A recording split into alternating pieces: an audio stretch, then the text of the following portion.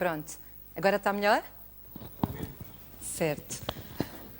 Como estava a dizer, portanto, eu penso que temos um painel muito interessante e com exemplos muito interessantes daquilo que neste momento já está a ser feito a nível de eficiência energética na administração pública. Portanto, como vimos de manhã e fazendo um bocadinho aqui um resumo daquilo que foi dito, até que nos vai dar um pouco o repto desta sessão hoje à tarde, sabemos que a administração pública tem um potencial muito interessante de poupanças energéticas e de aumento de eficiência energética. Potencial esse que, de alguma forma, ainda não está a ser concretizado em pleno. Portanto, há aqui muito para fazer. Mas, ao mesmo tempo, sabemos igualmente que existe um conjunto já de boas práticas, algumas delas, inclusivamente com reconhecimento internacional, que estão a ser desenvolvidas em Portugal e, em particular, na parte da manhã falámos sobre algumas delas na administração local, na parte da tarde falaremos sobre outras na administração central. Portanto, algumas destas práticas são replicáveis, portanto, daí a ideia e o repto lançado pelo Sr. Secretário de Estado da Inovação e da Energia e da Inovação, no sentido de tentar perceber o que é que corre bem e o que é que corre mal neste tipo de projetos e de que forma algumas destas ideias e destas inspirações podem ser alavancadas para vários outros projetos de maximização da eficiência energética na administração pública. Portanto, eu vou, se calhar, fazer uma ronda muito breve de apresentação prévia de todos os oradores neste painel e depois entraríamos num momento de interação com a audiência. Portanto, em que no início de cada apresentação de cada um destes oradores será colocada uma questão à audiência, portanto, que será sujeita a voto, depois a partir da qual será iniciada a apresentação de cada um dos elementos do painel, iniciando preferencialmente com um comentário a esses mesmos resultados obtidos e depois dando um pouco ideia a toda a plateia daquilo que foi a sua experiência ao nível de projetos de eficiência energética na administração pública. Pronto, ao meu lado direito tenho a engenheira Teresa Poncileão, que é a presidente do LNEC, do Laboratório Nacional de Energia e Geologia, é também vice-presidente da Ordem dos Engenheiros e desenvolve um conjunto de atividade há bastante tempo na área de energia, quer a nível nacional, quer internacionalmente, portanto, como membro do Advisory Group for Energy e do European Energy Research Alliance, combinando um pouco toda esta atividade também com uma dimensão académica, ao ser docente da Faculdade de Engenharia da Universidade do Porto e investigadora sénior do INESC. Tenho, portanto, imediatamente ao lado da engenheira Teresa Poncileão, o engenheiro Alfredo Filipe, que é atualmente o diretor de Serviços de Instalações e Equipamentos da DGCI, da Direção-Geral dos Impostos do Ministério das Finanças, sendo também professor auxiliar convidado do Departamento de Tecnologias da Faculdade de Arquitetura da Universidade Técnica de Lisboa. E que nos falará um pouco daquilo que é a experiência ao nível da eficiência energética de vários dos projetos que estão em curso na DGCI, de que forma eles se interligam. Portanto, esqueci-me de referir que a engenheira Teresa Poncileão focará a sua intervenção naquilo que foi um dos projetos pioneiros que foi iniciado e penso que terminado em 2007, que foi o projeto de eficiência energética da Presidência da República, que é emblemático não só por ser pioneiro e por ter aqui uma carga simbólica de dar o exemplo, como inclusivamente foi pioneiro também pelo grupo de entidades que envolveu para o mesmo fim, portanto, entre utilities e a própria Presidência e o INETI na altura. Depois, do meu lado, ainda mais direito, portanto, ao lado do engenheiro Alfredo Filipe, tenho o engenheiro João Fernandes, que é diretor-geral de Inovação e Desenvolvimento da Parque Escolar e, portanto, que é o responsável dentro da Parque Escolar por toda a área do plano tecnológico, portanto, a dimensão TIC, mas também, e penso que de uma forma muito inteligente de aliar as duas dimensões, da dimensão de sustentabilidade das próprias escolas que a Parque Escolar está neste momento a reabilitar.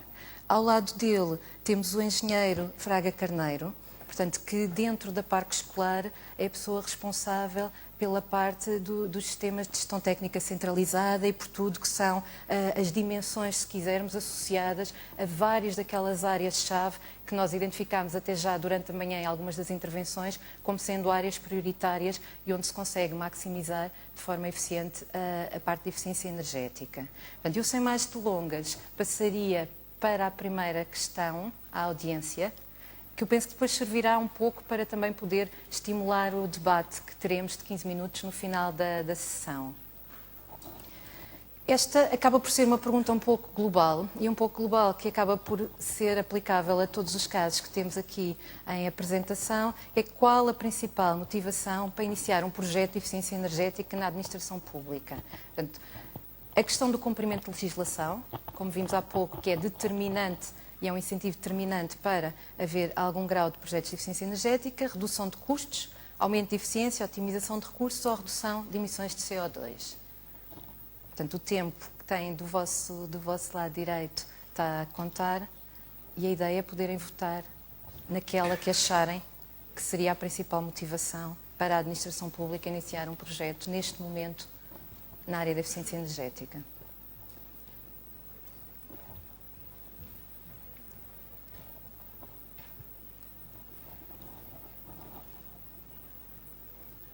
E temos a redução de custos. Será sinal dos tempos ou é objetivamente, como disse várias vezes o engenheiro Jorge Vasconcelos, um dos principais incentivos para a eficiência energética é exatamente também a dimensão custos. E com esta deixa ou com esta pergunta eu passaria a palavra à engenheira Teresa Ponce Leão, que irá ou discorrer sobre este tema e também falar sobre o projeto da Presidência da República ao nível da eficiência energética.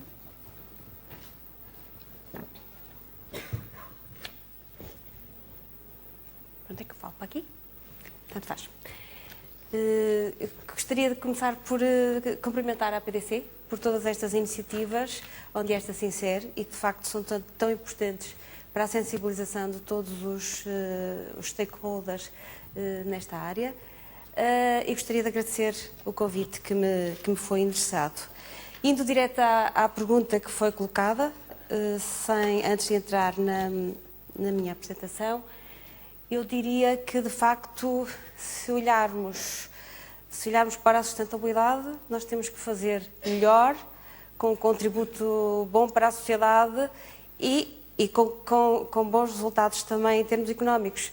Portanto, eu diria que eu não respondi, a minha resposta não foi esta, redução de custos, e, portanto, mas entendo que de facto as empresas e instituições veem um bom motivo para as boas práticas em termos de eficiência energética, reduzindo os custos. Eu diria que temos que pensar também um pouquinho no que as instituições fazem, que todos aqui fazemos, e portanto temos que pensar também eticamente correto e de facto se pensarmos em simultâneo um pouquinho no aumento de eficiência e na redução de emissões, acho que era um balanço importante. A legislação está lá para ajudar a encaminhar todas estas questões. Portanto, este é o meu comentário a esta resposta, ou a esta pergunta. Indo direto à questão que aqui me traz. Portanto, de facto, o Sr. Presidente da República, em 2007, no seu roteiro para a ciência dedicada às tecnologias limpas, anunciou a intenção de efetuar uma auditoria energética ao Palácio de Belém, com vista a dar o exemplo numa área em que, na altura, ele entendia que teria muito potencial ao nível da inovação e da investigação no nosso país, alavancando o nosso potencial de desenvolvimento, dando uma maior atenção às questões de energia.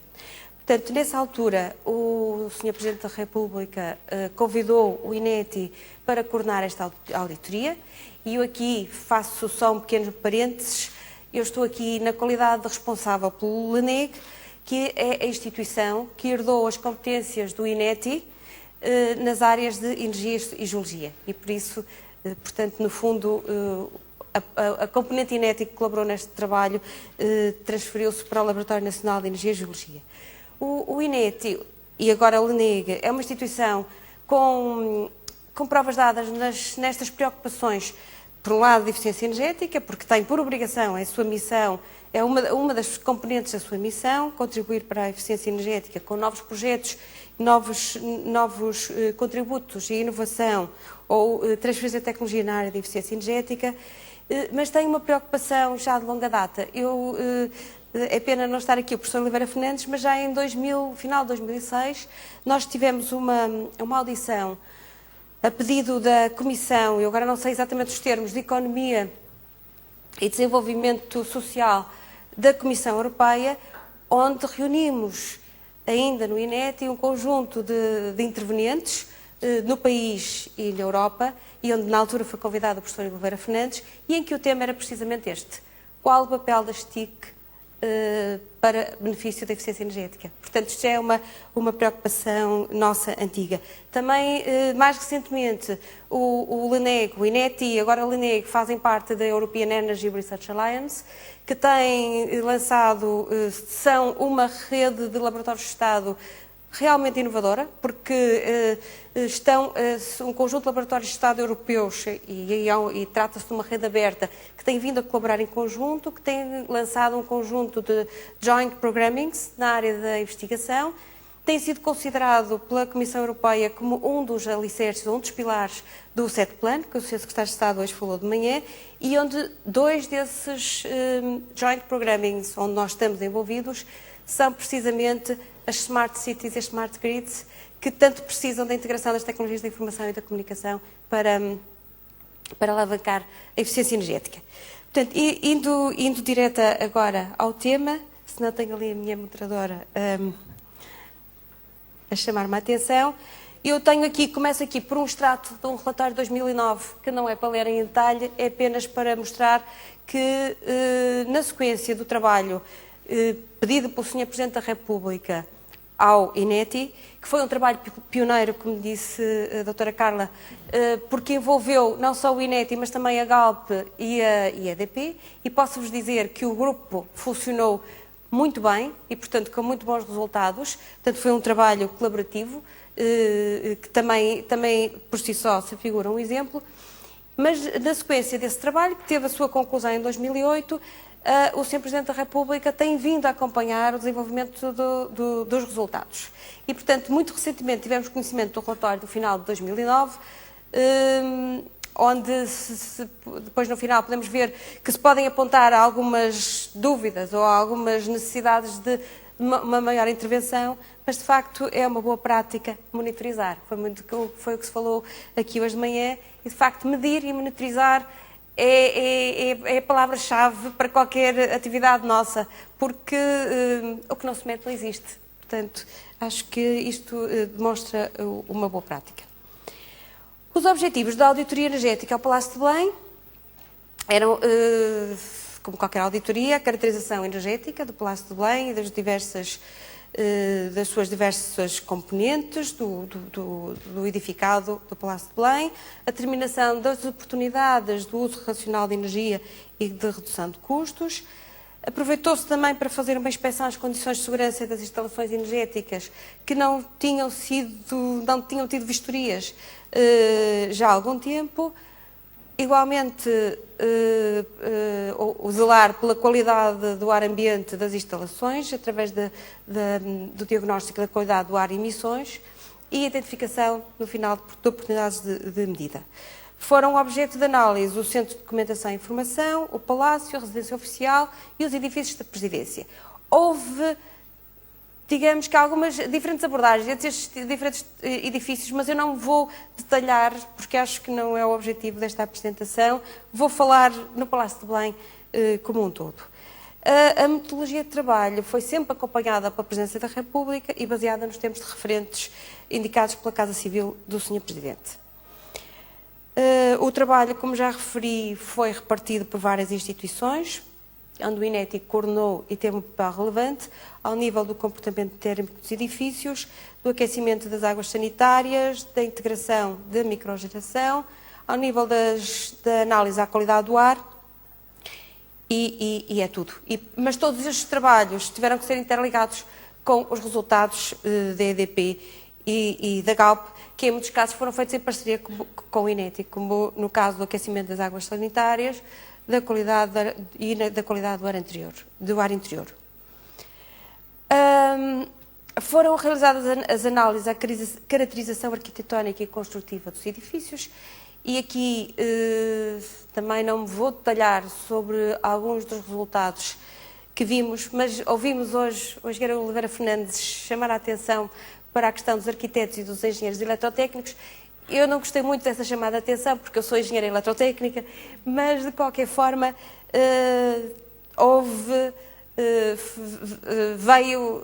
tornaram-se bastante evidentes alguns erros de arquitetura de edifícios bastante bonitos, muito agradáveis a olhar, mas que depois se afiguraram como grandes consumidores de energia e como, no final, com uma menor qualidade para quem neles vivia no dia-a-dia, trabalhava.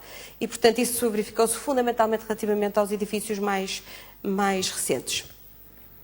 Condições de conforto térmico, sistemas energéticos, quer solares, quer caldeiras. E aqui também gostaria só de deixar uma outra nota, chamada a atenção para a necessidade de pautarmos as intervenções pela qualidade. Portanto, nós temos agora uma panóplia de oportunidades ao nível da eficiência energética e das energias renováveis, mas façamos as coisas bem do início. O Palácio de Belém já tinha sistemas solares instalados nos seus telhados, que nunca funcionaram. Eu sei que na altura foram muito pioneiros, mas de facto a qualidade, a garantia de qualidade do desempenho ao longo do tempo de vida útil destes equipamentos é muito importante. E, portanto, temos que monitorizar e avaliar, certificar, se quiserem, a montante, para que depois não venhamos a comprometer as decisões no futuro. E oportunidades de integração de microgeração. O que esteve por base nas intervenções que foram feitas foi o Decreto-Lei, o 80/2006, o RCCTE, que se baseia, como sabem, tem como base o potencial, a monitorização, o levantamento das condições climatéricas do país ao nível das suas necessidades de aquecimento e de arrefecimento para o inverno e verão, para a produção de águas quentes sanitárias e para a energia primária. É garantido, é identificado um nível mínimo de conforto e de garantia de abastecimento, e depois as necessidades dos edifícios são comparadas com os valores de referência. Foi isso que foi feito também no edificado do Palácio de Belém. Foram analisadas as condições térmicas interiores, através da medição de temperatura interior e umidade relativa, recorrendo a equipamentos que estiveram permanentemente a ser monitorizados, portanto foram distribuídos pelo Palácio, quer no interior, quer no exterior, e as medidas que eles iam tomando ao longo do dia eram registadas em equipamentos, e, portanto, a componente de tecnologias de informação e comunicação foi importante nesta análise. Foram igualmente utilizados os equipamentos pinamómetros para a medição da radiação solar nos vãos envidraçados no interior e exterior dos vãos envidraçados, e estudadas soluções de sobrevivimento, igualmente no exterior foram feitas medições. Isto só para ter um exemplo da quantidade de equipamentos que foram distribuídos por todo o Palácio. O Sr. Presidente da República não se importou que nós entrássemos no interior das áreas mais privadas do Palácio. De facto, tivemos toda a liberdade de circulação. Aqui algumas imagens dos equipamentos que de facto foram instalados. No interior não se vêem, mas eles estão alguns escondidos aqui pelo meio do mobiliário, e também no Centro de Documentação e Informação, que foi de facto o edifício que mais problemas levantou. Aqui um diagrama que mostra, é um dos muitos que que foram registados por os equipamentos de medição ao longo do Palácio. Neste caso é a medição de temperaturas e podemos ver no gabinete do Presidente, na sala de refeições, sala de jantar, etc. Portanto, estão aqui identificados pelas diferentes cores. Pretendíamos, até por uma questão de visibilidade posterior, olhar para a classificação do edifício, se lhe fosse atribuído um certificado na altura antes da intervenção e o que se poderia fazer após a intervenção. Portanto, o edifício do Palácio de Belém nem era um edifício muito mal classificado, porque estava classificado, não é uma boa classificação C, mas de facto essa classificação é devida à boa construção do edifício. Portanto, é algo que também nos faz pensar e que também já foi referido aqui hoje. E, após análise, em termos de intervenção, portanto, houve intervenções ao nível da envolvente do edifício, ou propostas de intervenção da envolvência, do equipamento, do comportamento e de produção ativa, de soluções ativas no complexo. Portanto, ao nível das soluções passivas, havia 3 intervenções, a partir pegar na solução existente e substituir a atual caixilharia, que depois se afigurou não ser muito fácil. Solução existente sem substituição dos atuais caixilhos, porque esta substituição era complicada, uma vez que o Palácio de Belém é um edifício classificado e não havia soluções economicamente viáveis para toda essa substituição, e acrescentando janela dupla ou caixilharia dupla e a colocação de isolamento nas coberturas. Com estas intervenções, a situação possível de certificação do Palácio de Belém seria uma classificação B, só com a intervenção passiva. Proposta de intervenção, portanto, e aqui eu queria referir, quer dizer, é esta intervenção passiva e a intervenção ao nível dos comportamentos que nos vão, na realidade, permitir reduzir consumos. Depois, haveria outras oportunidades de intervenção no Palácio de Belém, que seriam avançar com a instalação de um sistema solar térmico com 50 metros quadrados de área, que proporcionava uma poupança de 75% da energia necessária, portanto, mas aqui já é uma poupança em termos de custos. O custo, foi avaliado o custo estimado e foram feitas análises económicas, quer do tempo de retorno de investimento, quer dos números de emissões evitadas anuais ao longo do ano por esta intervenção. Também fizemos uma proposta de intervenção ao nível da integração de um sistema solar fotovoltaico. Na altura estamos limitados à legislação da microgeração vigente, que estará aí a ser atualizada, e eu acabo já. E com venda à rede, o que permitia o retorno de investimento de 6,1 anos, e também foram calculadas as emissões evitadas. O Sr. Presidente da República não optou por esta solução. Ele não quis vender a sua energia à rede. Portanto, como vamos ver, a solução que encontramos foi outra. A auditoria permitiu calcular nos 8.000 metros quadrados da casa do Palácio de Belém, residência da Casa Civil e Militar e centro de documentação, verificar qual o consumo anual os seus consumos anuais, quer em termos de toneladas equivalentes de petróleo, quer em termos de emissões de CO2 e também a sua fatura anual de energia. Como medidas, agora já as que resultam da proposta inicial e que foram aceitas pela Presidência da República, foram adotadas medidas comportamentais com vista à redução de consumos residuais.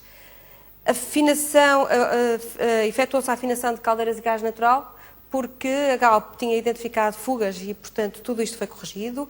Isolamento das tubagens, alteração do modo dos sistemas de aquecimento, ventilação e ar-condicionado, instalação de sombreamento e películas de proteção, foi a solução encontrada para resolver o problema das janelas, isolamento térmico na cobertura dos edifícios, alteração da caixilharia das janelas e a instalação de vidros duplos, esta alteração ao nível do seu isolamento, substituição dos equipamentos de iluminação interior e exterior por outros mais eficientes, instalação de um sistema de gestão de consumos, de modo a acompanhar de forma monitorizada os consumos energéticos. E, portanto, é este sistema de gestão de consumos que tem vindo a permitir à Presidência da República vir a acompanhar o seu desempenho energético e, possivelmente, avançar com novas soluções, como vamos ver.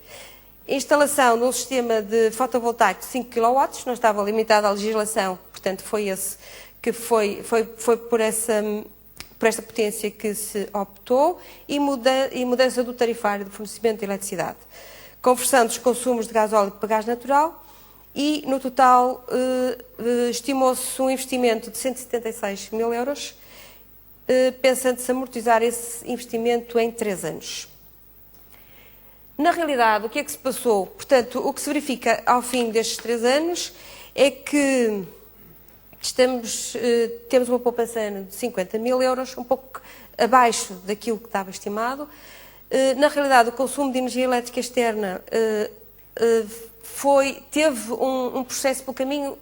Eu não sei se conhecem, eu tive o privilégio de já estar no Palácio de Belém e ter visto a cascata. Portanto, o Sr. Presidente da República reabilitou a cascata, que tem quedas de água e, portanto, com motores que necessários para a bombagem dessa água, e, portanto, este foi um consumo extra em todo o complexo. No entanto, expurgando o efeito da cascata, permitiu uma redução anual de 85 mil kWh, equivalentes a 28.900 euros, números redondos. Corrigindo este valor corrigido com a energia própria produzida, obtém-se um agregado de 139 mil kWh e um consumo de 34.200 euros. Ora bem, o que é que se passa? De facto, os objetivos não foram atingidos. Neste momento, temos que fazer uma avaliação detalhada. A Presidência da República produziu um relatório muito detalhado, que já nos entregou, e temos que perceber o que se passa. Há muito a fazer para melhorar o projeto, mas uma das questões que eu penso que será importante, assim, a olho nu, é que, de facto, a produção de energia elétrica não está a ser monitorizada e, provavelmente, ela poderia ser, se melhor integrada nos consumos do Palácio, poderia ser melhor aproveitada, isto ao nível dos consumos ativos.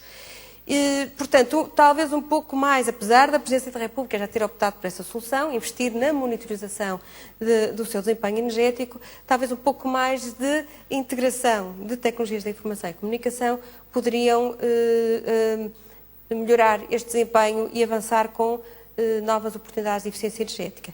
De qualquer forma, o que eu queria deixar aqui, presente é que, de facto, que eu conheça, foi o primeiro exemplo ao nível do Estado que surgiu em Portugal e apesar de não terem sido atingidos em plenos todos os objetivos que se estimavam no início, ele tem vindo a ser monitorizado e daí nós podemos conhecer quais são os verdadeiros resultados.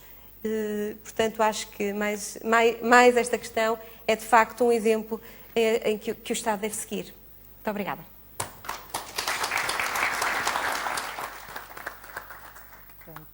Eu, aproveitando para agradecer à engenheira Teresa Poncilhão a intervenção, aproveitava exatamente a última deixa de que provavelmente as TIC poderão ter aqui um efeito incremental num projeto de eficiência energética que já por si é um projeto muito interessante e com um grau de aplicabilidade provável a vários outros itens de administração pública, e pedia à Regi para lançar a segunda pergunta, que tem exatamente a ver com... Por acaso não era essa? Podiam pôr a pergunta das TIC, por favor. Peço desculpa, porque isto vinha mesmo a propósito, fazendo a ponte entre a intervenção da engenheira Teresa Poncilhão, que no fundo termina com uma componente em que as TIC poderão aqui alavancar mais eficiência energética, e a apresentação... Bem, vamos começar então. Portanto, qual é a área em que as TIC poderão ter mais impacto num processo de eficiência energética? Nós fomos um pouco mauzinhos na APDC e não pusemos todas as anteriores como hipótese 5, exatamente para estimular aqui um bocadinho o debate e a troca de ideias sobre o tema depois, no final. Ia pedir-vos para votarem.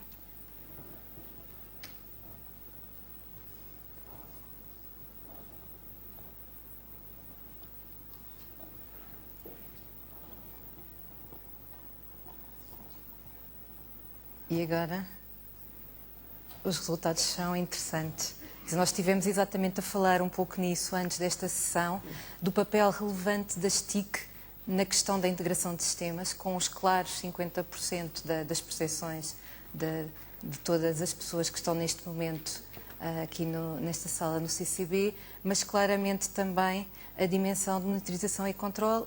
Interessante a parte de reporting ou de difusão da informação, que normalmente também é aquela que permite fazer a parte de benchmarks ou de divulgar boas práticas, acaba por estar um pouco a zero, obviamente talvez integrada na dimensão de monitorização. Portanto, eu agora passaria a palavra ao engenheiro Alfredo Filipe, portanto ao diretor dos Serviços de Instalações e Equipamentos da DGCI, pedindo-lhe para comentar um pouco estes resultados e apresentar-nos aquilo que a DGCI está a fazer no âmbito da eficiência energética e que casa muito com esta dimensão de integração também, diria eu. Muito obrigada. Obrigado. Boa tarde a todos. Queria agradecer em primeiro lugar à direção da APDC o amável convite, aos patrocinadores, dar-lhes os meus parabéns por promoverem iniciativas desta natureza. São extremamente importantes para todos nós e, essencialmente, são extremamente importantes para percebermos o que é que está a ser feito, efetivamente, na administração pública, que é normalmente é tida como uma fonte de despesa e não como local onde também se produzem ou se têm algumas práticas de poupança. Comentando os resultados, efetivamente,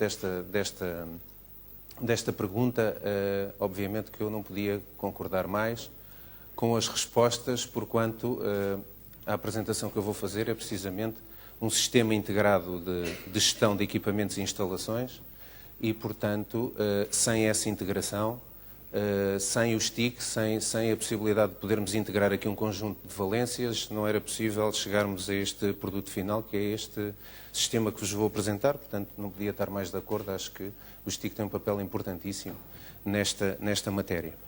Incontornável mesmo. Portanto, a DGCI, a Direção-Geral dos Impostos, Ministério das Finanças, é uma direção do Ministério das Finanças, como sabem, tem efetivamente um número de instalações, um número de frações muitíssimo elevado. Neste momento temos uma gestão de cerca de 290 mil metros quadrados em operação, temos 544 frações autónomas para gerir em todo o território nacional, portanto, no continente e na região autónoma dos Açores, uma vez que a Madeira está fora do nosso âmbito de atuação. Temos 544 frações autónomas e temos 344 serviços locais de finanças. E, portanto, o desafio que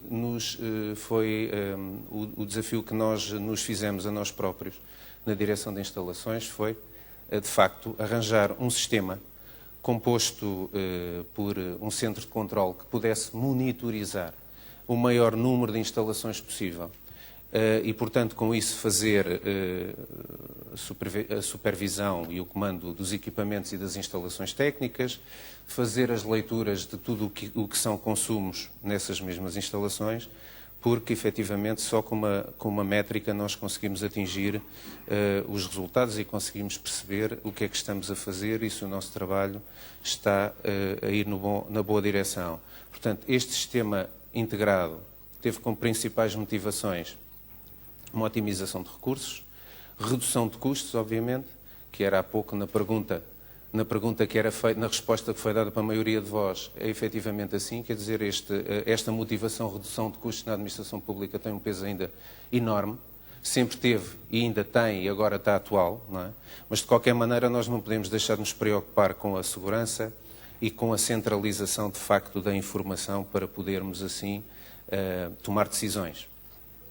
A arquitetura deste sistema É um sistema que se baseia em duas componentes fortes. Existe uma área de gestão de equipamentos e manutenção e existe uma área de central de alarmes e videovigilância. Portanto, claramente aqui as duas áreas, a área da gestão dos equipamentos e, portanto, aqui mais a racionalização de energia, ou totalmente a racionalização de energia, afeta esta área, e uma área também integrada de gestão de alarmes e de videovigilância. Tudo isto é feito com base na rede informática da DGCI e, portanto, nós podemos estar online com todos os serviços de finanças e todos os serviços regionais, se assim o entendermos.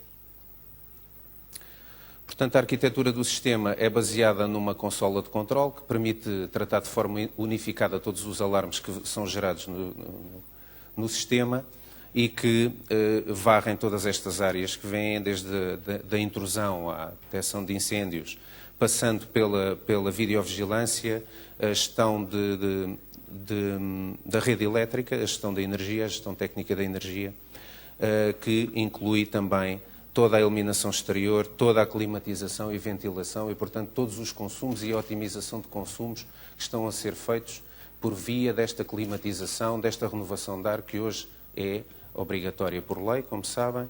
A DGCI ainda não tem, digamos, a possibilidade, dada o vasto património que tem, ainda não tem a possibilidade de estar a cumprir o regulamento exatamente como ele tem que ser cumprido em termos de renovações de ar, em termos de climatização, que são exigidos ao atendimento ao público. De qualquer modo, achamos que estamos a percorrer um bom caminho se entrarmos neste tipo de... É o único caminho que nós podemos percorrer para atingir estes objetivos, ou seja, de conseguir ter uma boa qualidade no atendimento, fazendo racionalização de custos ao mesmo tempo, é tendo um sistema integrado desta natureza que nos permita ter em permanência um controle daquilo que está a acontecer nas nossas instalações e, portanto, corrigir com todo o tipo de medidas passivas ou outras que sejam necessárias implementar para cada vez mais atingirmos patamares de racionalização maiores. Portanto, a arquitetura do sistema baseia-se em 4 módulos. Um módulo de gestão de históricos e relatórios. Portanto, neste módulo temos aqui toda a gestão do histórico para podermos comparar com períodos homólogos. Temos aqui tudo o que é o histórico das avarias do sistema, mas não só, todos os históricos de consumos, para podermos comparar com períodos homólogos. Depois temos a gestão da energia propriamente dita, onde nós fazemos o controle e monitorização dos quadros elétricos, todos os postos de transformação. Fazemos aqui também o controle dos sistemas de climatização e ventilação. Temos sondas de temperatura nos serviços, temos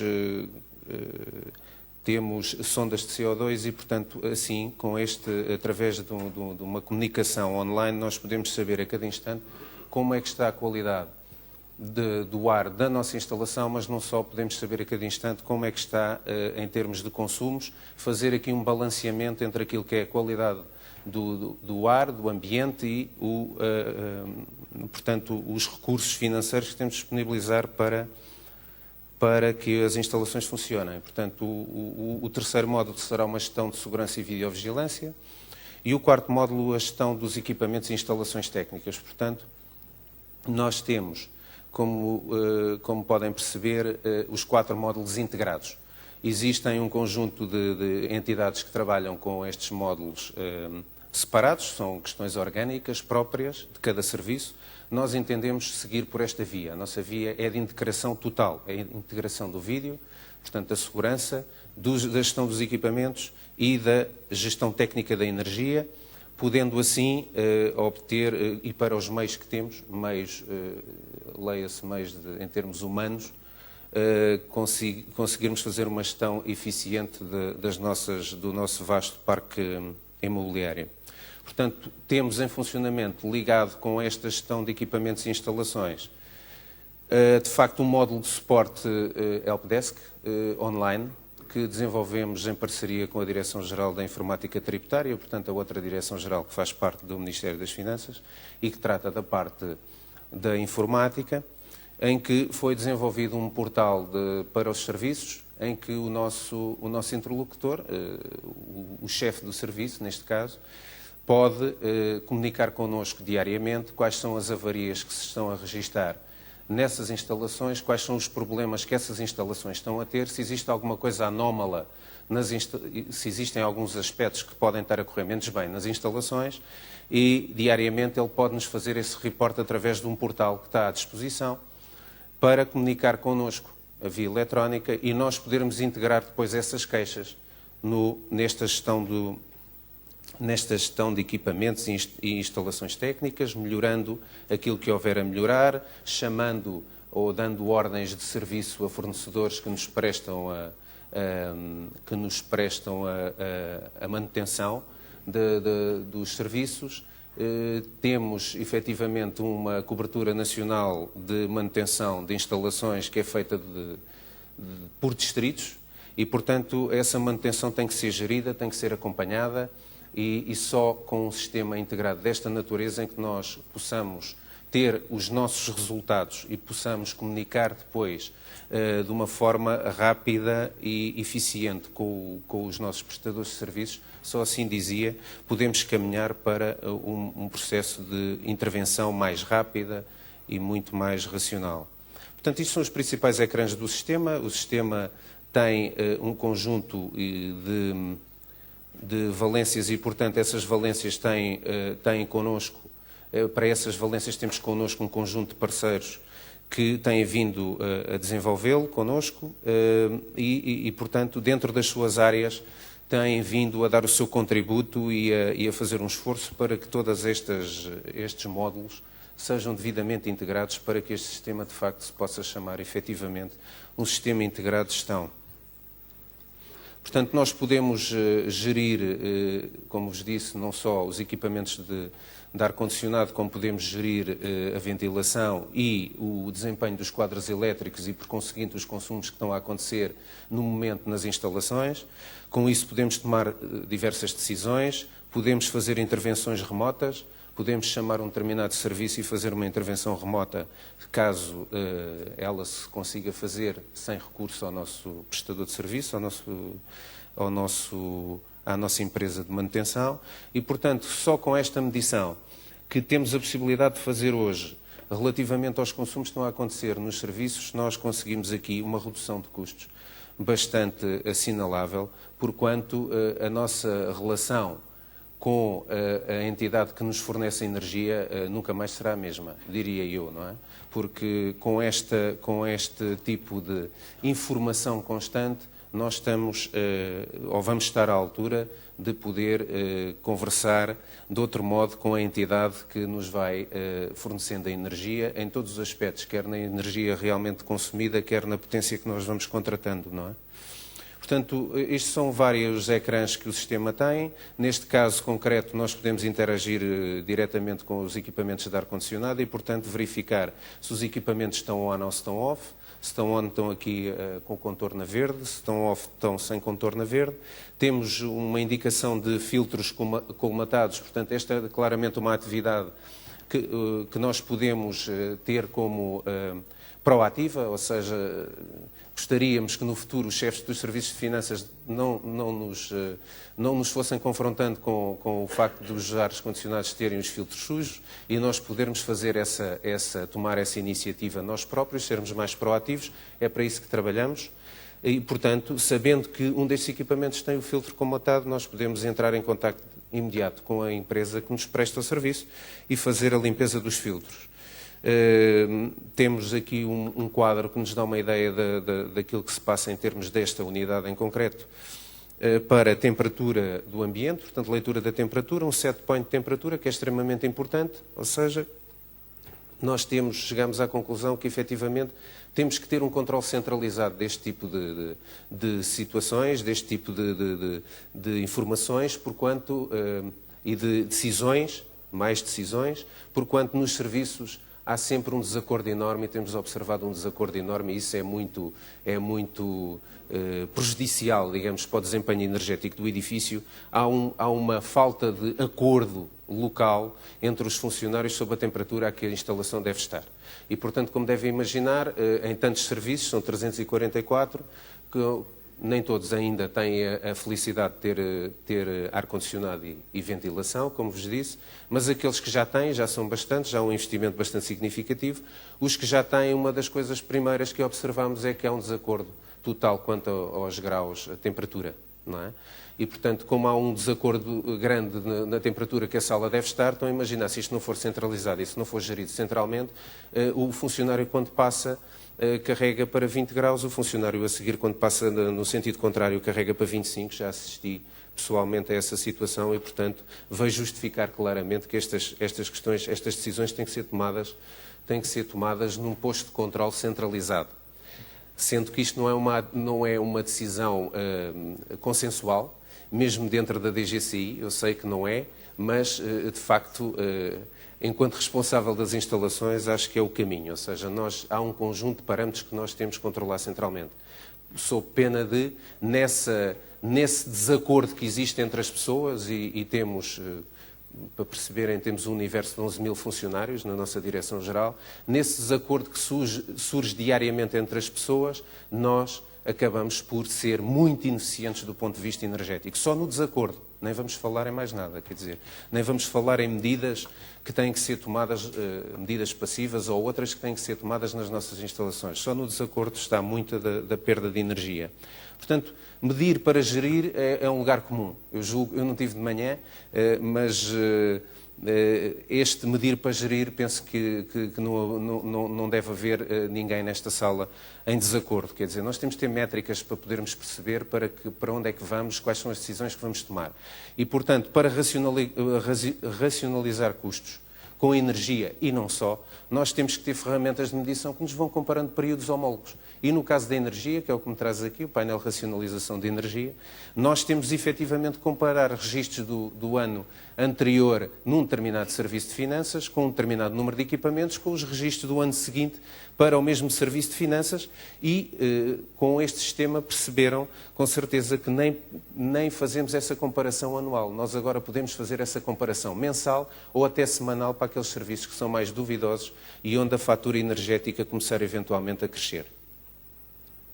O potencial deste sistema, eu fiz uma conta rápida e desculpem-me as pessoas que estão mais ligadas a estas áreas e que estão mais ligadas às economias e à gestão. Isto pode parecer um bocadinho, é uma afronta, mas não esqueçam que é um engenheiro civil que vos está a dizer isto e, portanto, é uma coisa mais pragmática. O potencial que nós queremos atingir com este sistema em termos de racionalização de custos para a área da energia, e chama a atenção que é só para a área da energia, porque este sistema integrado tem outras valências, como viram, que vão ter também racionalizações muito interessantes de custo, nomeadamente a segurança e a questão da manutenção e a gestão dos contratos de manutenção.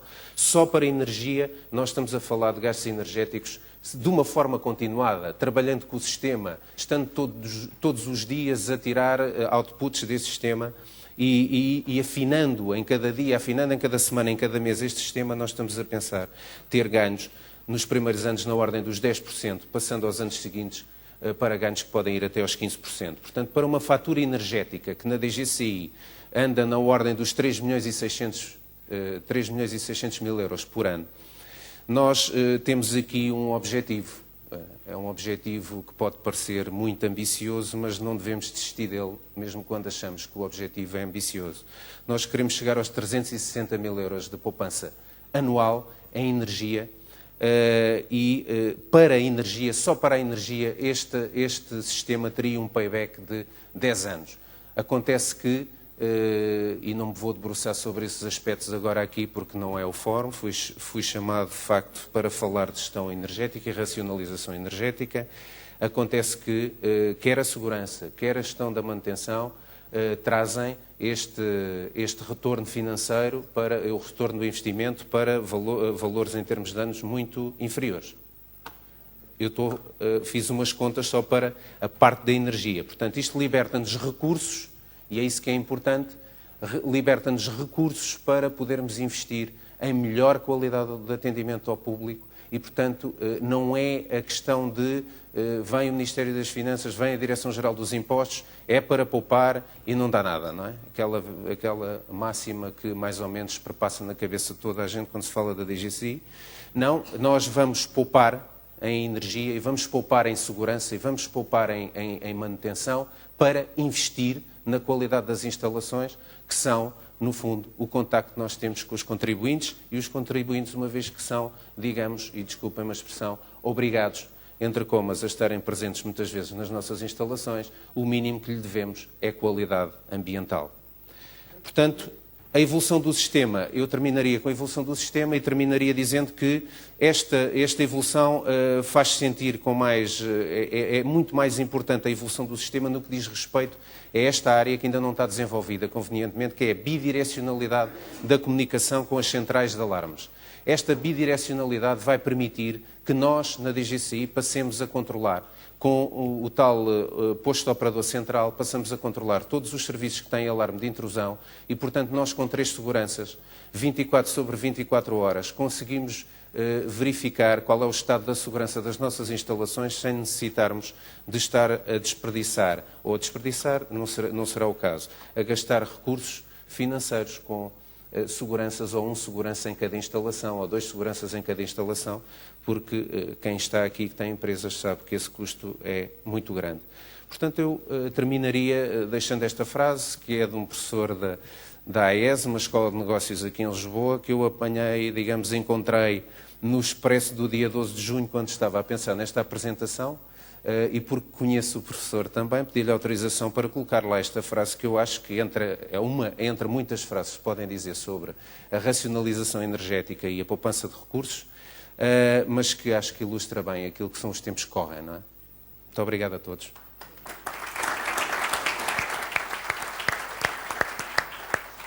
Bem, eu agradecendo ao engenheiro Alfredo Filipe a intervenção, que eu penso que foi muito ilustrativa daquilo que são os desafios, as vantagens, mas também os desafios da implementação e da gestão de um sistema destes.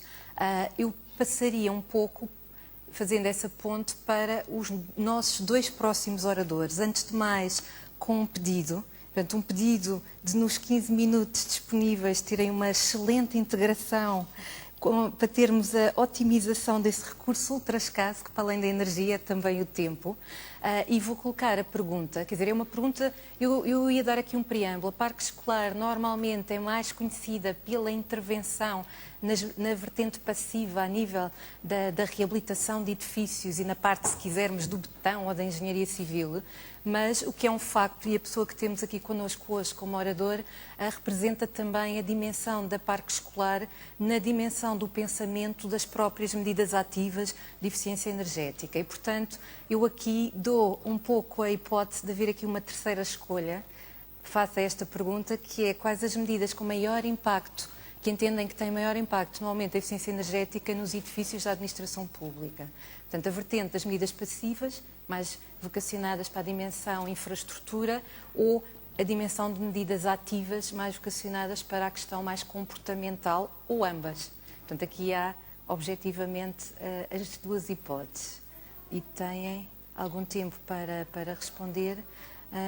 E eu penso que, no caso da parque escolar, esta questão é ainda mais pertinente quando se trata de edifícios muito específicos e muito especiais, como seja o caso das escolas, que em grande parte do ano tem uma utilização diferente, portanto, período de férias, paragens letivas, tem um conjunto de particularidades que faz com que toda esta combinação possa ser uma questão interessante.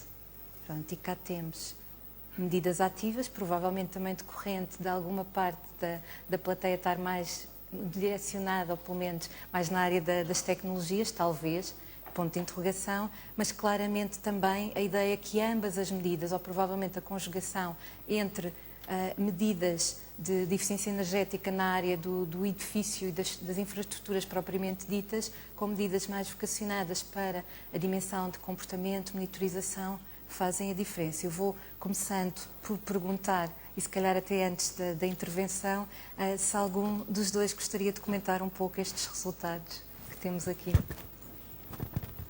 Sim. Bom, não sei se está a ouvir. Como comentário a esta pergunta, a minha resposta, julgo que a nossa resposta seria ambas, claramente. De facto, a intervenção de requalificação que estamos a levar a cabo obriga, logo como primeira instância, a atuar ao nível das medidas passivas, claramente, no sentido de tudo o que tem a ver com as proteções térmicas, com as climatizações, portanto, todo o tipo de medidas que têm a ver com a parte passiva relacionada diretamente com os edifícios, mas a Parque Escolar tem vindo a apostar, como depois a seguir vamos poder partilhar convosco, num conjunto de medidas ativas, até porque, não só com o objetivo de atingir com o objetivo de atingir a certificação energética dos edifícios, que é digamos, uma das bandeiras do projeto da Parque Escolar, seria conseguir atingir níveis de certificação A ou A+, neste processo de requalificação que estamos a fazer nas escolas. Sabemos que é difícil, temos consciência de que unicamente com medidas passivas não conseguimos atingir este objetivo e, portanto, as medidas ativas são de facto essenciais para atingir este objetivo de certificação, mas, por outro lado, estamos a falar de intervenção, de requalificação em escolas, portanto, instituições de ensino, onde a parte comportamental, de facto, é essencial para não deitarmos por terra todo o investimento que está a ser feito ao nível da parte ativa e passiva. Portanto, aqui a passagem dos ensinamentos, as boas práticas na utilização de edifícios, até porque, como também vamos poder ver de uma forma muito resumida, prometo, o paradigma do passado não tem a ver com aquilo que nós estamos hoje a criar e, portanto, as escolas, naturalmente, do passado não são as mesmas que estão hoje a ser colocadas à disposição da comunidade educativa e, portanto, não existem boas práticas na utilização dos edifícios e dos equipamentos e agora há um processo de aprendizagem que é preciso fazer e, portanto, é preciso atuar também, não só dotar as escolas dos equipamentos e, portanto, toda a parte de produção de energia, etc., mas também na parte pedagógica da formação e as escolas que melhor canal, digamos assim, para a promoção e fomento de medidas conducentes à eficiência energética e a tudo o que tem a ver com a questão da preservação ambiental. Muito obrigada. Eu, entretanto, se calhar passaria, se tiverem apenas para a apresentação daquilo que está a ser feito atualmente na Parque Escolar.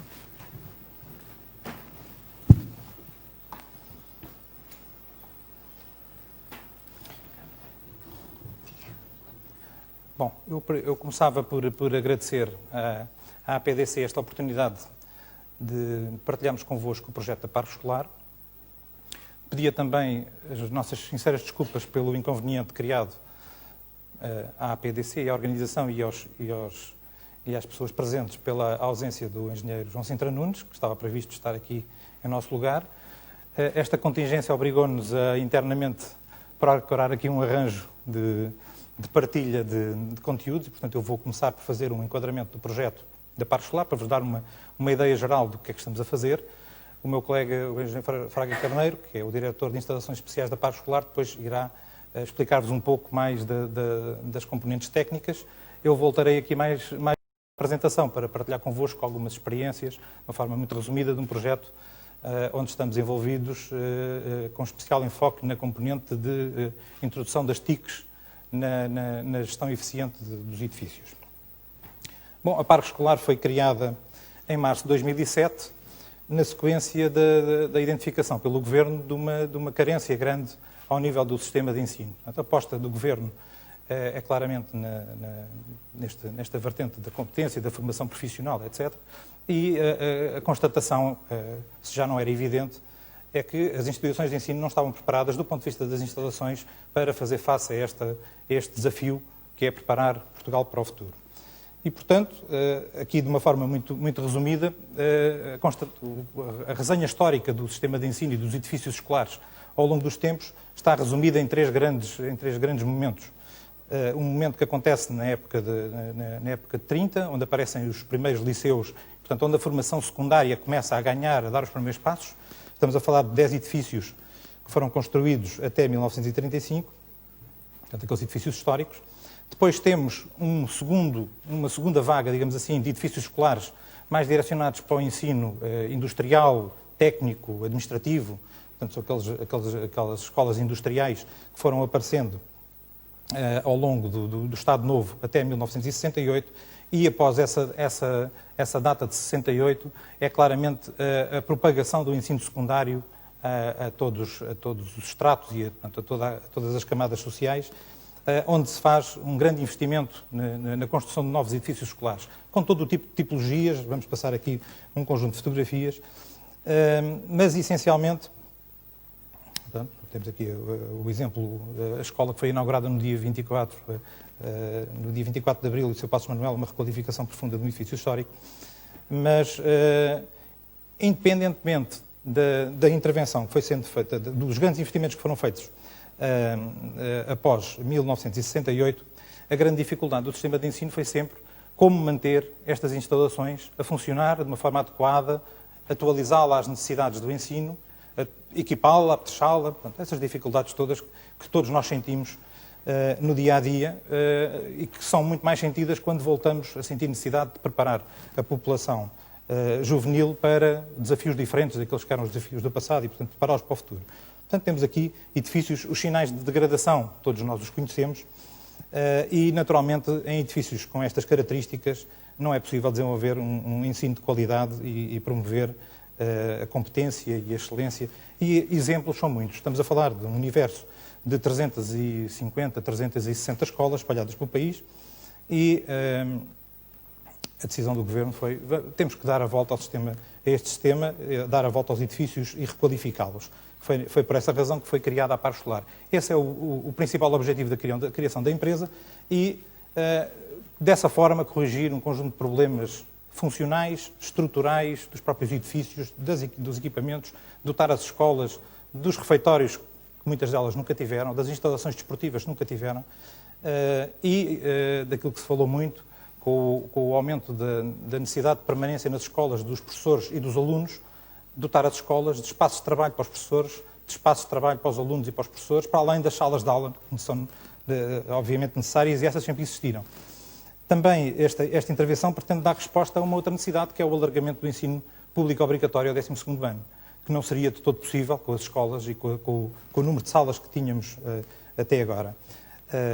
Estamos a falar, em média, de intervenções de requalificação nas escolas que podem atingir qualquer coisa entre 10 mil a 13 mil metros quadrados de área coberta por escola. Isto já tem subjacente um acréscimo da área coberta de qualquer coisa que poderá variar entre 20% a 30% da área total da escola. Porque, de facto, as escolas com as suas instalações anteriormente existentes não davam resposta a estas necessidades funcionais todas e, portanto, foi necessário, para além de requalificar os edifícios existentes, construir mais edifícios com novas capacidades.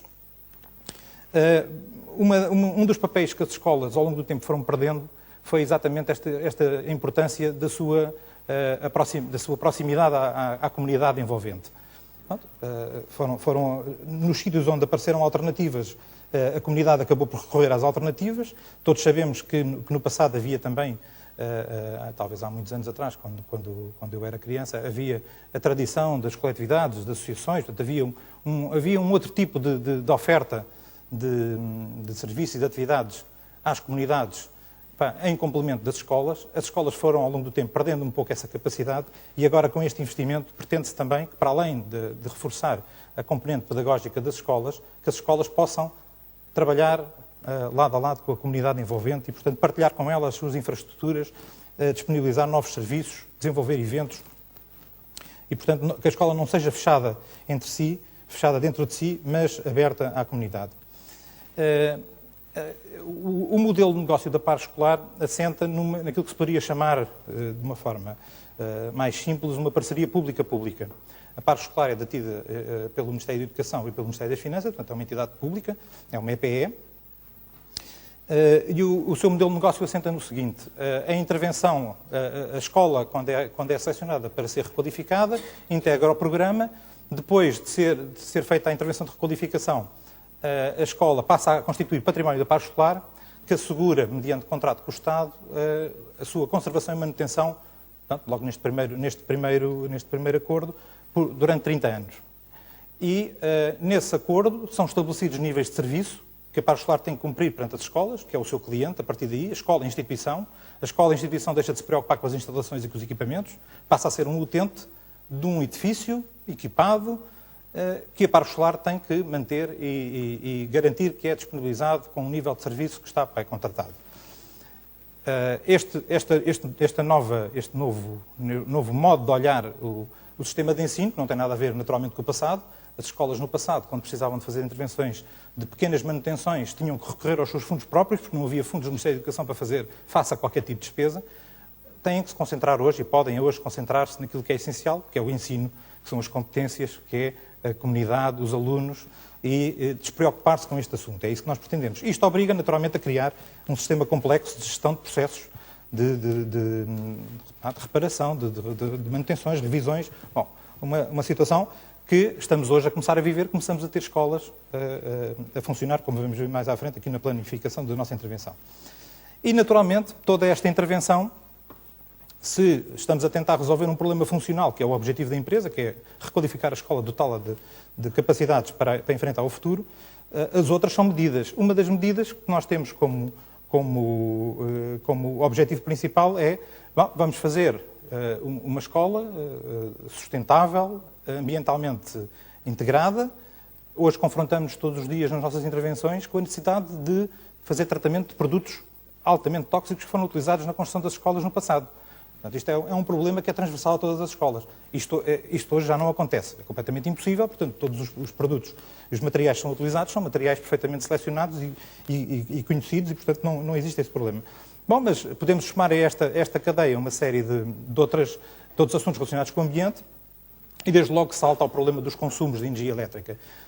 Eu, há pouco, quando vi a primeira pergunta do painel e quando nos concentramos o que é que leva a tomar medidas, o que é que leva a avançar com produtos, com soluções de eficiência energética? Bom, a primeira resposta é sempre, com certeza, aos consumos, naturalmente. Bom, digamos que as escolas do passado, se calhar nem esse problema tinham. Portanto, a questão da eficiência energética nas escolas é uma questão que não existia. Porque as escolas não era certamente a sua primeira preocupação a eficiência energética. Se calhar nem fazia parte do rol das necessidades das escolas. Estávamos num nível de necessidade muito mais básico. Hoje, as nossas escolas, a primeira necessidade que as escolas nos transmitem, no momento em que começam a ver a intervenção a concretizar-se e começam a ter os primeiros espaços a colocar, a funcionar, a primeira preocupação é, mas temos cá tudo aquilo que precisamos, mas agora temos aqui uma outra questão que é os consumos. Como é que é dos consumos, o que é que está a ser acautelado? E, portanto, nós temos um ponto de partida. O caso base da Par Escolar é um caso base muito complicado. Porque é um caso base que parte de uma situação onde o ponto de comparação não existe. Porque não estamos a falar de edifícios com o mesmo nível de conforto, não estamos a falar de edifícios com o mesmo nível de serviço, portanto estamos a falar de uma coisa completamente diferente que hoje, tendo toda essa oferta, todas essas funcionalidades, tem como consequência direta, mas não necessariamente desejável, não é? O acréscimo dos consumos, e isso é um problema que nós estamos a enfrentar com todas as medidas passivas que seja possível tomar para minimizar esse impacto. Não há dúvida nenhuma que são precisas medidas ativas para compensar os consumos, daí vão reduzir. E, portanto, daqui a grande preocupação de reduzir o impacto ambiental. Muito rapidamente, estamos a falar de uma intervenção em 330, 350 escolas, ainda não está completamente definido qual é que é o panorama, que, em princípio, se desenvolverá até 2015. O que vem aqui espelhado neste gráfico mostra que há aqui uma aceleração grande no processo. Portanto, estava previsto um determinado faseamento ao longo do tempo, e o que acontece é que neste momento estamos vamos entrar no ano letivo 2010-2011 e digamos que estamos neste momento com quase o dobro das escolas em processo de intervenção do que aquilo que estaria previsto no programa. Isto tem a ver com a situação económica do país e da Europa e internacional e com o facto do projeto da Par Escolar ter sido selecionado como um projeto pivô para a recuperação da economia. Portanto, estamos aqui com uma intensidade brutal de intervenções que levará certamente ao encurtamento deste programa. Planificação. Começámos em 2007 com 4 escolas piloto, testar várias tecnologias, vários materiais, diferentes tipos de edifícios. Foram colocados ao serviço em setembro de 2008. Fase 1, mais 26 edifícios que foram concluídos em setembro de 2009. Temos neste momento em obra 75 escolas que estarão concluídas, quase todas elas, em setembro de 2010 e estamos neste momento a lançar os concursos para arrancar com empreitadas ainda este ano para mais 100. Isto mostra, pelas duas barras azuis, a superior e inferior, que começamos a ter hoje uma sobreposição entre a fase de construção, que é o core business da Par Escolar hoje, com a fase de disponibilidade e operação, que será essencialmente o core business da Par Escolar no futuro, com as dificuldades de estar a lidar com intervenções ao mesmo tempo que temos exploração. Bom, só uma representação daquilo que foi a evolução, fase 0, a primeira concentração Lisboa-Porto, depois a seguir, neste momento, estas 200 escolas estão espalhadas por todo o país e, portanto, já é uma intervenção à escala global. Muito resumidamente também, só os grandes números. Para estas 205 escolas estamos a falar de um investimento de 2,5 mil milhões de euros, envolvendo neste momento, nestas 205 escolas, uma comunidade escolar de alunos na casa dos 250 mil. Se somarmos a isto mais 80 mil professores e funcionários, portanto, estamos a ver que são edifícios que envolvem uma massa humana grande, com utilização intensiva, com muitas escolas a funcionar entre as 8 e a meia-noite, portanto, com muitas necessidades do ponto de vista energético e com um ciclo de funcionamento um bocadinho ao contrário daquilo que é o ciclo natural do Sol, que é o nosso grande amigo quando pensamos em projetos de valorização do potencial fotovoltaico das escolas. Bom, e agora passava a palavra. Os agradecimentos e as desculpas já foram prestadas por João Fernandes. Eu vou-me limitar e tenho que ser muito rápido, dar alguns exemplos daquilo que a parte escolar está a fazer a nível da eficiência e sustentabilidade das escolas. Como se viu, a requalificação das escolas veio-nos trazer um grande problema, é que aumentamos imenso o consumo de energia que não havia. Em alguns casos triplicamos e noutros quadriplicamos o consumo de energia numa escola.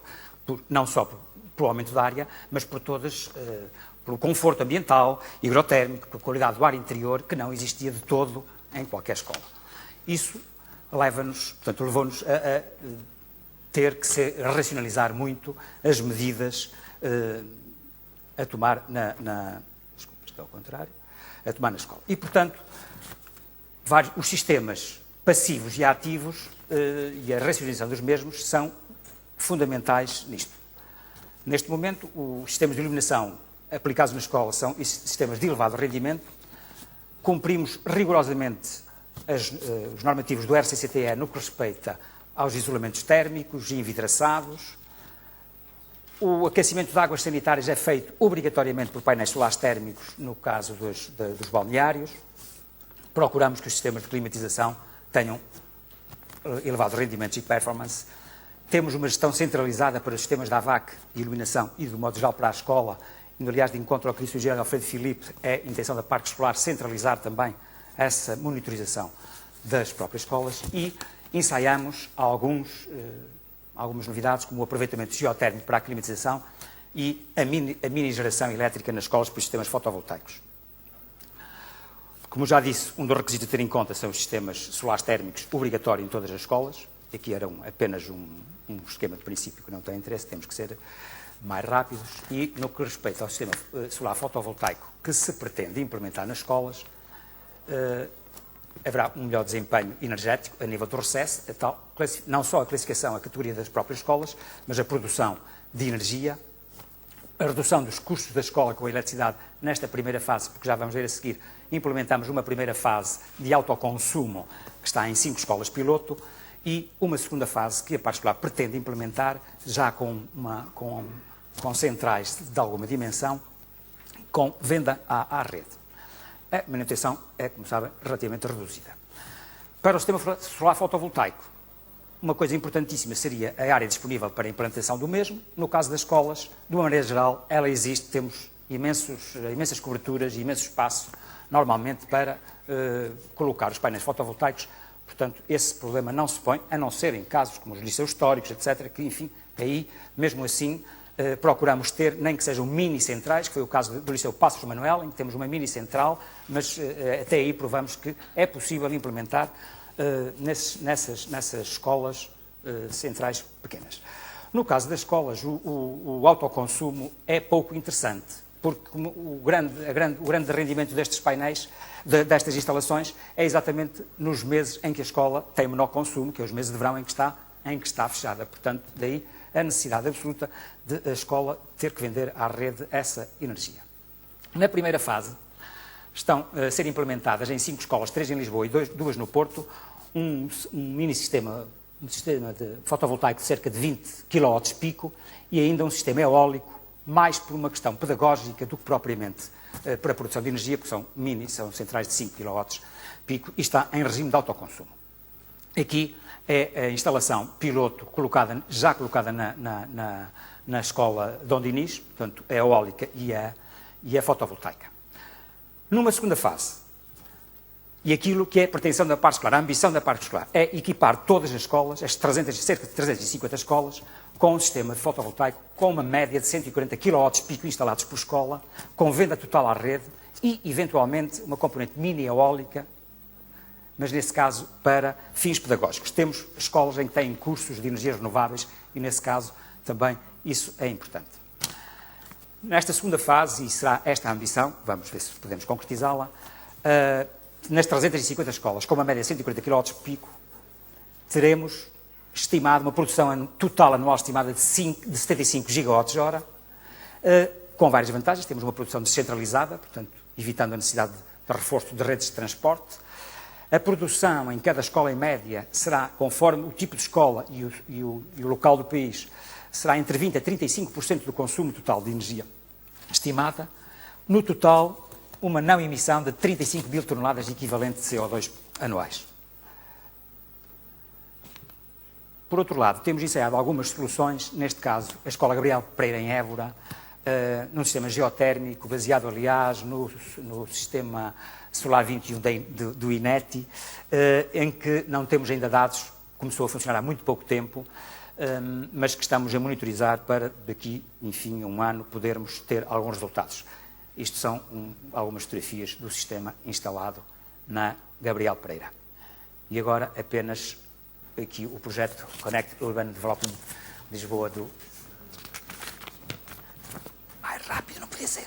Então agora só mais 2 minutos para vos falar aqui sobre um projeto muito interessante, em que a Parque Escolar, em representação do Ministério da Educação, foi envolvida com este grupo de parceiros muito disponíveis e que, no fundo, tem a ver com a segunda questão que foi colocada hoje. De que maneira é que as tecnologias de informação e comunicação, e aproveitava para fazer um comentário relativamente ao resultado das respostas de há pouco, não seria de esperar, numa audiência como esta, que outra resposta resultasse da pergunta que foi colocada. De facto, a integração dos sistemas é o objetivo da introdução das tecnologias de informação e comunicação na componente de eficiência energética dos edifícios. E esse é, de facto, aqui o motor de todo este projeto e o objetivo. E no âmbito deste projeto, que é um projeto à escala global, apoiado pela Clinton Global Initiative, e que em várias cidades do mundo está a testar e a promover projetos piloto com vista a avaliar várias vertentes da aplicação dos sistemas de comunicação e telecomunicações à gestão eficiente dos vários sistemas que suportam a nossa vida no dia-a-dia. Os edifícios, os transportes, a indústria, as telecomunicações, e neste caso dos edifícios há uma particularidade em que Lisboa foi selecionada como parceiro para as escolas. Portanto, estamos a testar em Lisboa, em 3 escolas da fase piloto, algumas, e este é o último slide, algumas tecnologias que permitam, no fundo, montar um pouco este quadro, que é as escolas, no âmbito, tirando partido da oportunidade gerada pela aposta do Plano Tecnológico de Educação no apetrechamento das escolas. O Plano Tecnológico de Educação é não sei se sabem, mas imagino que sim, uma grande aposta que o Ministério da Educação fez no apetrechamento das escolas com meios informáticos, a ligação à internet em banda larga, a criação das redes locais e a disponibilização do wireless integral dentro das escolas, o reapetrechamento das escolas com computadores atualizados, meios de projeção audiovisual em todas as salas de aula, a colocação, a disponibilização de um cartão de identificação e de controle de acessos único para todas as escolas do país, uma solução única, um sistema de videovigilância e de controle de intrusão também com caráter nacional, com uma Central Nacional de Alarmes, portanto, muito em linha daquilo que vimos aqui apresentar pela DGCI, a estratégia de otimização de recursos e no fundo, do desfrutar das tecnologias de informação, colocando-as ao serviço das entidades e das comunidades.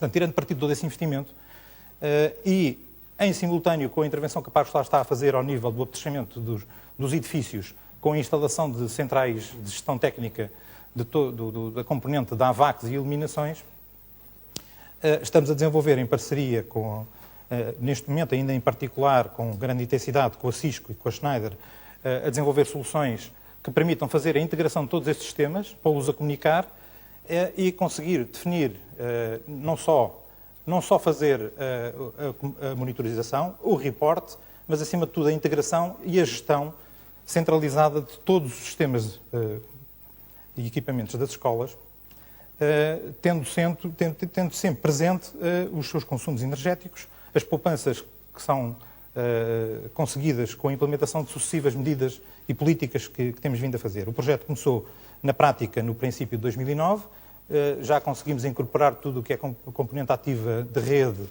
voz IP, videovigilância no sistema de gestão centralizada do processo. Estamos neste momento a desenvolver o projeto de integração de tudo o que é computadores, vamos avançar para a componente de videoprojetores, quadros interativos e pretendemos, de seguida, imediatamente, já está preparada a base para a integração com a gestão técnica centralizada dos edifícios. O ciclo fecha-se com a aposta que estamos a fazer também na produção de energia elétrica nas escolas. Porque pretendemos, e já estamos, estas escolas que estão agora, estas escolas piloto que estamos agora a fechar, já estão a ser equipadas com equipamentos de inversão capazes de comunicar com a rede externa, com a rede de alimentação externa e, portanto, preparadas para smart grid, que é, no fundo, o limite, não é? Onde nós queremos chegar é que a escola tenha à sua disposição um sistema de gestão da sua energia, mas que permita que comunique com os sistemas externos, com a rede de distribuição, com a rede de alimentação e que com ela faça uma partilha de informação e também de energia. Tudo isto centrado no foco importante do processo que é a comunidade educativa, o processo educativo e, portanto, não só conseguir os benefícios das poupanças que daí resultam, mas, acima de tudo, o know-how, a tecnologia, envolver parceiros, fazer parcerias com universidades, com fabricantes nacionais que estejam dispostos a apostar em tecnologia nacional e que vejam nestes projetos das escolas uma oportunidade para testar os seus produtos e dar-lhes visibilidade. Estamos interessados nisso, estamos a trabalhar nisso, estamos neste momento envolvidos com um conjunto de parceiros que nos estão a permitir avançar no processo. Muito temos ainda para fazer, ainda não temos concretamente resultados para partilhar convosco, mas numa próxima oportunidade certamente já teremos coisas para vos dizer. Muito obrigado.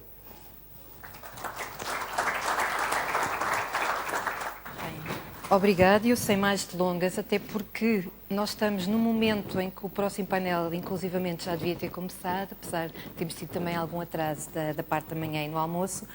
Eu aproveitaria para apresentar o engenheiro Luís Quaresma, que se juntou a nós, entretanto. Portanto, o Luís Quaresma é atualmente o diretor executivo de Energia e Utilities da Nova Base, e vou aproveitar um pouco o facto de termos alguém que tem como background, até antes da Nova Base, uma passagem pela Private Equity, na Bain & Company e na BCG, no Boston Consulting Group, para lhe pedir, sabendo que os consultores normalmente de estratégia têm uma ótima gestão de tempo, para, de alguma forma, nós conseguirmos tentar aqui recuperar algum do tempo perdido. Antes disso, e como o Luís vai introduzir uma nova dimensão, e passamos dos edifícios para a dimensão carro elétrico, eu gostaria de começar exatamente por lançar a última pergunta, que é qual é o principal desafio para a adoção de veículo elétrico na administração pública, portanto, na administração pública em particular. É uma questão de preço? É uma questão de existência ou não de locais de abastecimento? Ou é uma questão mais comportamental ou cultural? E pedir-vos para votar, para depois o Luís, querendo comentar um pouco os resultados que vamos obter e iniciar a sua intervenção. Aproveito, enquanto se vota, também para realizar um pedido de desculpas em nome da APDC ao Luís. Não sei se repararam, ao Luís, em alguns casos o programa, portanto, diz que o Luís é, neste caso, o Alfredo Filipe, ou tem exatamente a mesma função que o Alfredo Filipe, não é o caso. O Luís... Ora bem, portanto, temos que a maior parte das respostas indicam que a questão da existência de locais de abastecimento ou essa preocupação pode ser o desafio ou um inibidor à introdução, à adoção do veículo elétrico na administração pública. Luís, será assim? Ora bem, em primeiro lugar eu queria dizer que é muito lisonjeiro ser confundido com Alfredo Filipe, não é? Portanto, não estou de maneira nenhuma ofendido, antes pelo contrário. Em relação aqui à pergunta, e muito rapidamente, é bem feita, porque acho que vamos falar um bocadinho sobre isto na apresentação. Eu gostava de dizer que em relação à existência dos locais de abastecimento, nós estamos a trabalhar nisso. E é esse o problema que se está a tentar resolver. No entanto, dito isto, eu acho que o preço e o comportamento são dois fatores fundamentais e era exatamente sobre esses que eu ia falar e se estiverem de acordo, sem mais delongas, passo para o outro lado. Lá. Se me apanharem a olhar para o lado durante a apresentação é porque estou com medo que a Carla ralhe comigo quando tentar ralhar com as outras pessoas. Não, acho que está tudo em ordem.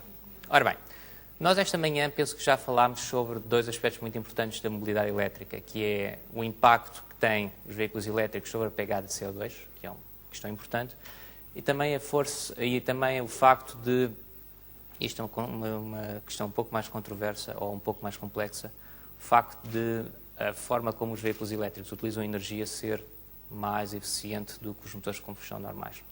Eu gostava de oferecer algumas ideias complementares para a discussão, portanto não vou abordar nenhum desses temas, vou falar sobre mais a questão 1 e a questão 3. No entanto, gostava de começar por um ponto que é relembrar aqui a curva de carga do consumo de eletricidade, que é uma curva que conhecem, não é? Portanto, durante a noite não se guarda eletricidade, não se usa eletricidade, que as pessoas estão em geral a dormir. Há um pico por volta da hora do almoço, depois um vale durante a tarde e um pico normalmente à noite. Okay? Uma das coisas que é muito importante nos veículos elétricos e uma das coisas que é diferente no consumo de eletricidade dos veículos elétricos do resto das outras coisas é que normalmente uma pessoa gasta eletricidade quando está a fazer coisas. No caso dos veículos elétricos, uma pessoa não gasta eletricidade quando está a fazer coisas. Carrega-os numa determinada altura e gasta-os noutra parte. Ou seja, uma das coisas que é fundamentais aqui e uma das coisas que tem muito valor é o facto do ciclo de carga e o ciclo de utilização ser diferente de tudo o resto e é, no fundo, o que torna muito importante, para além dos outros fatores que eu mencionei anteriormente, a utilização disto. Ora bem, sendo que isto aqui é, de facto, uma coisa importante, que a introdução de veículos elétricos, o aumento da penetração de veículos elétricos pode ter um impacto significativo na maneira como nós somos mais eficientes em energia. E não se esqueçam que nós temos de dimensionar os nossos ativos, as nossas redes de transporte, as nossas redes de distribuição, as nossas capacidades de produção para o pico. Não podemos, entre o meio-dia e as 2 da tarde, ou entre as 2 da tarde, perdão, e as 6 da tarde, construir umas quantas centrais térmicas e esticar uns quilómetros de cabo para assegurar a coisa. Portanto, conseguir que a introdução destes e o aumento da penetração destes veículos exista e aconteça é uma questão fundamental. Okay? E quais é que são as barreiras exatamente que nós vemos em relação a isso? Bom, o veículo elétrico não é muito diferente de outras coisas que aconteceram tecnologicamente. Normalmente, se vocês se recordarem ao longo da nossa vida, já houve várias disrupções tecnológicas e as mais conhecidas e as mais próximas podemos ir buscar. O caso da banca, nos anos 80, o caso das telecomunicações, nos anos 90, e diz-se agora o caso da energia, começando nos anos 2000 e seguindo em frente. Normalmente estas coisas começam com um conjunto de early adopters, pessoas que começam a testar a tecnologia, já agora sem grande razão para isso. Normalmente a tecnologia não está suficientemente madura, normalmente a tecnologia não é suficientemente amigável, normalmente a tecnologia não é suficientemente barata para isso, as pessoas gostam daquilo. E passado isso, e à medida que a tecnologia vai maturando, começam a entrar os efeitos de rede, não é? E vocês todos se lembram quando começaram a ter telemóveis, no início aquilo era caríssimo, e a TMN e a CLSL não tinham chegado a acordo contra o tarifário, portanto não se podia ligar de uma rede para a outra. Depois as pessoas começaram a ter telemóveis e de repente toda a gente tinha telemóveis, incluindo o meu filho que deixou cair o telemóvel da empregada na Sanita, que há 2 dias eu tive de ir à loja da TMN comprar um novo. Portanto, as coisas massivas. O grande desafio é perceber como é que nós conseguimos passar desta fase inicial em que temos poucos veículos elétricos e gerar estes efeitos de rede. E a coisa complica-se, no caso do veículo elétrico, porque é uma coisa um pouco mais complexa do que um telemóvel. O veículo elétrico é uma coisa que as pessoas usam, mas o veículo elétrico também coincide com uma das decisões mais importantes da nossa vida, muito mais do que a decisão de comprar um telefone novo. Se nós tentarmos fazer um ranking de quais é que são as decisões mais importantes que nós temos, eu diria que é casar, em primeiro lugar. A segunda será ter filhos, aqui no âmbito emocional. O grande investimento significativo, aquele investimento que nos preocupa a todos, seria ter uma casa, mas em quarto lugar, imediatamente, vem o caso do carro. Portanto, porque é que eu vou arriscar, uma pessoa normal, uma pessoa que não tenha grande gosto pela tecnologia, numa tecnologia que não é imatura, porque é que eu vou arriscar comprar um veículo elétrico a menos que tenha alguma razão para isso? Se nós fizéssemos um inquérito nesta sala, a maior parte das pessoas não pensaria comprar um veículo elétrico. Eu ando metido nestas coisas e ando a tentar convencer-me a mim próprio a comprar um veículo elétrico. Fazer qualquer coisa para mudar isto e gerar os famosos efeitos de rede que geram a maturação da tecnologia é importante. Mas isto torna-se ainda mais complicado, porque não só é caro, como é complexo. Na eletricidade hoje em dia os consumidores têm uma grande vantagem, que é que estão parados, não é? E agora, quando começamos a ter carros, os consumidores vão começar a andar de um lado para o outro. Isto parece uma brincadeira, mas não é uma brincadeira. Hoje em dia as pessoas consomem eletricidade num ponto de consumo que se pode medir uma vez por mês porque está lá sempre a mesma pessoa. Agora nós vamos ter pessoas a consumir eletricidade em diversos pontos de consumo ao longo do país. Perfeito. Mas também uma coisa que é importante, esse ponto de consumo vai passar a ter vários consumidores que variam de acordo com a hora do dia, com tarifários diferentes, com preços diferentes, mais complicado. E pior ainda, já agora a eletricidade é bastante barata, comparada com o facto de eu usar espaço no centro de Lisboa. Portanto, não só eu vou ter de cobrar a eletricidade, como provavelmente vou ter de fazer refletir o facto do preço do espaço ter um valor. Isso vai tornar o serviço ainda mais complexo. Vou ter provavelmente de, à medida que o carbono vai passando, é interessante refletir esse consumo na tarifa, ou esse consumo no que se cobra às pessoas. Isso aí também é mais uma complexidade adicional. Ou seja, não só estamos a falar de uma coisa que é interessante, estamos a falar de uma coisa que é muito importante para as pessoas, estamos a falar de uma coisa que é complexa. Portanto, esta transição e esta criação de early adopters vai ser razoavelmente complicada e isto pode fazer realmente a diferença entre nós termos carros elétricos, conseguimos ganhar todas as eficiências e toda a enorme utilidade que ele tem que nós vimos, ou não. Bom, e aí chegamos ao ponto em que acho que o Estado tem, de facto, pode ter um papel em ajudar. Porque a verdade é que, não só, como vocês sabem, o Estado tem uma frota muitíssimo significativa em termos de veículos, como tem uma questão adicional, que é essa própria frota de veículos não é utilizada por uma pessoa. É utilizada por 3, 4, 5 pessoas. O que quer dizer que nós estamos a falar de uma sobreutilização. Portanto, eu penso que os números são perto de uma frota de perto de 200 mil veículos, se não estou em erro. Utilizando por 4 pessoas. Desculpa? 230 mil veículos? 30 mil veículos. Portanto, multiplicado por o tal fator de utilização de 4, estamos a falar de cerca de 100 mil pessoas. Isso aí, ao longo do tempo, isso aí multiplicando pelos fatores da família, já gera uma base muito significativa de gente que vai experimentar e de gente que pode gerar esses efeitos de rede. Portanto, e numa perspectiva de ter uma apresentação complementar, não é só a questão dos incentivos fiscais que já existem, já estão consagrados na legislação e que vão ser importantes para o consumidor em geral provar isto, mas de alguma forma gentil, forçar as pessoas a utilizar isto e forçar as pessoas a falar com outras e gerar os efeitos de rede. Eu penso que isso vai ser fundamental. E já agora, para partilhar uma experiência final, eu fui a Detroit aqui há um par de meses experimentar o Opel Ampera, o carro novo que a GM vai lançar. Eles chamam-lhe o Chevrolet Volt nos Estados Unidos. E aquilo é realmente muito agradável. Parece um carro a sério e até acelera melhor. Portanto, acho que se fizermos isso, e se as pessoas perceberem que aquilo não é um brinquedo, e aquilo até é bonito, normalmente os carros que nós temos visto até agora são razoavelmente feios, agora com as novas gerações espero que sejam mais bonitos, eu penso que podemos vencer essa parte primeira da curva e gerar os ganhos de eficiência que todos desejamos e que vão contribuir significativamente. Muito obrigada.